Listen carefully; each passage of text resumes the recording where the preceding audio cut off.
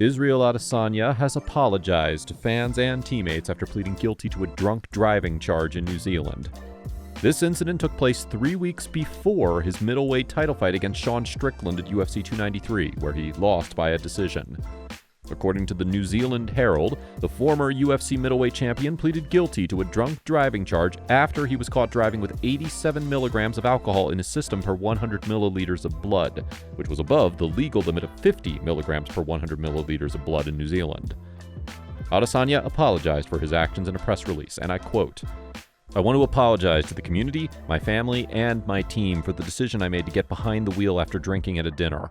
I was pulled over and given an evidentiary blood test. The reading was 87 milligrams of alcohol per 100 milliliters of blood.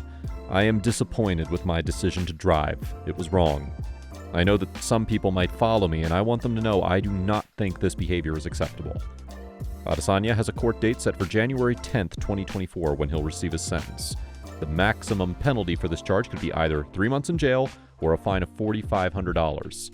Adesanya's lawyer, Carl Trotter, has asked the court for a discharge without conviction, meaning that Izzy is seeking to avoid having a criminal record associated with this incident. Otherwise known for his fiery verbal jabs, Khamzat Chimaev has surprised everyone in the MMA community by praising newly crowned middleweight champion Sean Strickland. Ahead of his blockbuster middleweight fight against Paulo Costa at UFC 294, Chimaev was asked about Strickland, and this is what he had to say. He works hard this year. The guy was always in the gym, gets the belt. He has a good team, good coach. I've been there, trained with that guy. So, I think they deserve the belt. Charlie being active, fights with everybody. For Chimaev, the plan's pretty simple. He will beat Paulo Costa next month and get his well-deserved title shot. Smash that guy. Doesn't matter if we beat the Easy or Strickland or somebody else. We're coming for them. That being said, there is one thing that Chimaev fails to understand. Smash that guy. Doesn't matter if we beat the Easy or Strickland or somebody else. We're coming for them. Who do you think would win a potential middleweight title fight between Khamzat Chimaev and champion Sean Strickland? Another fight that's trending on social media is Tony Ferguson versus Paddy Pimblett, which will take place at UFC 296. Ferguson is an old warhorse who seems to have lost his sheen. He's currently on a 6-fight losing streak, and the fact that he'll be fighting a highly rated prospect next is disgusting, according to many fans, who think Ferguson needs easier matchups. However, Michael Bisping has a completely different view on it. Now, before we find out what Bisping had to say, please subscribe to Takedown MMA and turn on those notifications. Thank you. Michael Bisping thinks Paddy Pimblett has nothing to gain from a fight against Tony Ferguson. In fact, it's a lose-lose situation for the Brit, according to his compatriot. A lot of people on social media are talking about this fight, and I don't understand that, right? Paddy the Baddy's got to come back. You got to give him a credible opponent. Tony Ferguson's a wild man. It's as simple as that. He's a fighter, man. He will fight tooth and nail. You literally have to finish Tony Ferguson to get him to stop coming forward. There is no quit in that man at 39 years old. Yeah, of course, he's taken a lot of damage, right? But also a lot of experience. Tony Ferguson's still a dangerous man. Make no mistake about that. And it's a really, really tough spot for Paddy Pimblett because it's a lose-lose, right? Already there's people out there talking, right, saying, no, they're just giving Paddy somebody easy. Tony Ferguson's not easy. He's not an easy fight for anyone. But also, because he's lost 6 fights in a row, if he goes out there and wins, well, then guess what? Everyone's going to say, well, of course, you just beat Tony Ferguson. He's lost his last 6 in a row. He's been finished the last 3 times in a row. So you understand what I'm saying? It's a lose-lose for him. Do you agree with Michael Bisping? Ferguson versus Pimblett takes place at UFC 296, which will be headlined by the welterweight title fight between champion Leon Edwards and Colby Covington. Edwards has 2 wins over Kamaru Usman, who defended his belt twice against Covington during his time as the division's king. So, according to MMA Math, Edwards should make his 2nd successful defense come fight night. Henry Cejudo thinks otherwise. I think it's a great matchup for him. I think Kamaru Usman, when he lost the second matchup, he was playing more of the game of trying to strike, trying to kind of he wasn't using his wrestling as much as he was in the first fight. He was winning that fight. He was fighting the best fight you could possibly think. Very tactical, very strategic, taking this dude down, ground and pounding him. The thing with Colby Covington and Leon Edwards is Colby Covington just has one style, and that style is to just wrestle, to hug you. Yeah, his fight style is boring.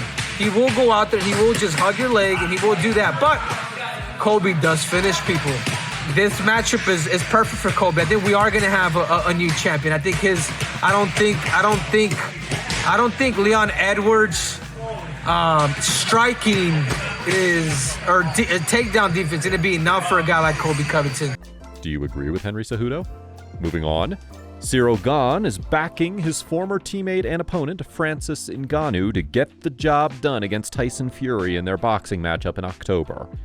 NGannou is training hard for his boxing debut against Fury, who is widely regarded as one of the greatest heavyweights of all time. On paper, it's a complete mismatch, and while Gane acknowledges it, he also believes that miracles happen.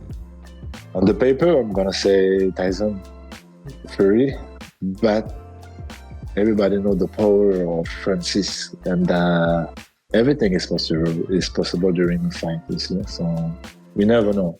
But for this fight, I'm going to be behind Francis, yeah, for sure. I love it. Yeah, to create the surprise. The surprise, it will be really crazy, and everything is possible. You see the Mayweather-Conor McGregor, he did very well. You never know.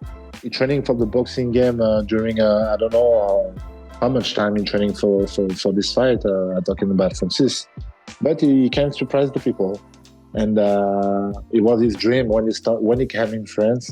It was his dream to be a boxer and not an MMA fighter. So maybe we never know. And he's still dangerous. He has a big power. But yeah, on the paper, Tyson Fury. But maybe we're gonna have a big surprise, and we will see. Will Francis NGannou shock the world against Tyson Fury? Whether he beats Fury or not, NGannou would love to lock horns with UFC heavyweight champion Jon Jones. The two were supposed to fight when Ngannou was in the UFC, but the fight never happened because of the Cameroonian's differences with the promotion. The fight could still happen if the UFC co-promotes it with the PFL. For Ngannou, it would be the biggest fight of his career, with or without a belt at stake. I don't know. Maybe he'll be a special fight, a special belt or something. Yeah. Maybe not like a UFC belt. To be honest, I don't worry about the title. The title is not what I worry about. I worry about that fight, that challenge. Yes. I wouldn't care if it was a fight without a title. I don't need a UFC title. No, that fight is bigger than a title. Yes, bigger than the fight is bigger than a title. No doubt. So deep inside me, I still have a little bit of hope, even though I know it's gonna be hard, but you never know. Who do you think would win a potential fight between Francis Ngannou and Jon Jones? Let us know your thoughts in the comment section below. To stay up to date with the latest happenings in the world of mixed martial arts and boxing, please subscribe to Takedown MMA and turn on those notifications. Thank you for your continued love and support, and we'll see you in the next one.